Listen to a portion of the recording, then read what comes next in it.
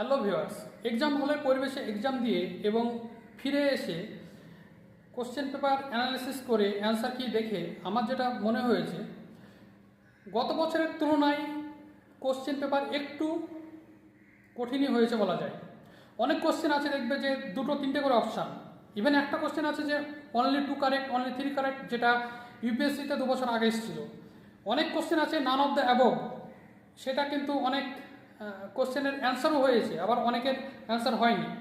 এটা একটু ট্রিকি আছে। ওকে, এছাড়াও সাবজেক্ট ওয়াইজ যদি আমরা আসি, ইংলিশে শুধুমাত্র ইডিয়ম, ফ্রেজাল ভার্ব বা সিঙ্গেল ইন ওয়ার্ড এগুলো পড়ে গিয়ে আমরা 15 পেয়ে যাব, সেটা কিন্তু হচ্ছে না এবার।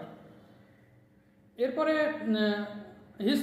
হিস্ট্রি মডার্ন বলো বা অ্যানসিয়েন্ট বলো, অ্যানসিয়েন্ট তো একটু তুলনামূলক আরও বেশি কঠিন, মডার্নটাও কঠিন এসছে, যে এটা যে 50-এর মধ্যে 40 হামেশাই পাবো সেটা কিন্তু এবার হচ্ছে না। এরপরে আমরা যদি আসি জিওগ্রাফিতেও কনসেপচুয়াল কোশ্চেন, তবে তুলনামূলক একটু হিস্ট্রির তুলনায় একটু সহজ বলা যায়। এরপরে আমরা যদি আসি ইকোনমিক্স এবং পলিটি, ইকোনমিক্সে কিছু কোশ্চেন ছিল যেগুলো কনসেপচুয়াল, সেখানে অনেকেরই 2-4টে ভুল হবে। পলিটিটা ঠিকঠাক মোটামুটি। এরপরে আমরা যদি আসি সায়েন্স পোর্শনে অনেক কোশ্চেন আছে যেটাগুলো সায়েন্সের স্টুডেন্টরাই পারবে না, আর্টসের স্টুডেন্টের তো এটা ছেড়েই দাও, ঠিক আছে।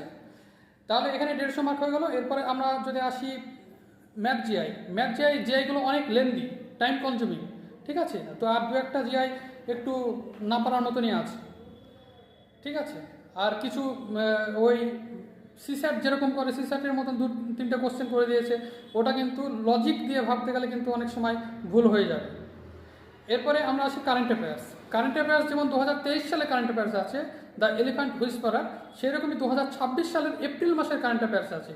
আমরা অনেকে ভাবছিলাম যে এক্সাম কোশ্চেন হয়তো আগে সেট হয়ে গেছে, নভেম্বর ডিসেম্বর নাগাদ সেট হয়ে গেছে, কিন্তু সেটা হয়নি। কারেন্ট অ্যাফেয়ার্সটা কিন্তু আপডেট করেছেন ওনারা। তাহলে ভেবে নাও, কারেন্ট অ্যাফেয়ার্সটা কিন্তু একটা অনেক কঠিনই বলা যায়, ধরা বাঁধা কারেন্ট অ্যাফেয়ার্স খুব কমই এসছে। তবে কারেন্ট অ্যাফেয়ার্সটা আমাদের এই পরীক্ষায় একটা শেখালো যে কারেন্ট অ্যাফেয়ার্সটা আমাদের পড়ে যেতে হবে, সেটা এবছর কাজে না লাগলে পরের বছর কাজে লাগবে, ঠিক আছে। তো ওভারঅল যদি বলি, আমার মনে হয়েছে যে গত বছরের তুলনায় কোশ্চেন একটু হলে কঠিন হয়েছে, কিন্তু কাট অফটা এখনই বলা যাচ্ছে না। তবে আমার মতে 110+ পেলে সে সেফ থাকবে। কাট অফটা আমি এক্ষুনি প্রেডিক্ট করছি না, তোমাদের মনে আমি আঘাত দিতে চাই না বা অন্য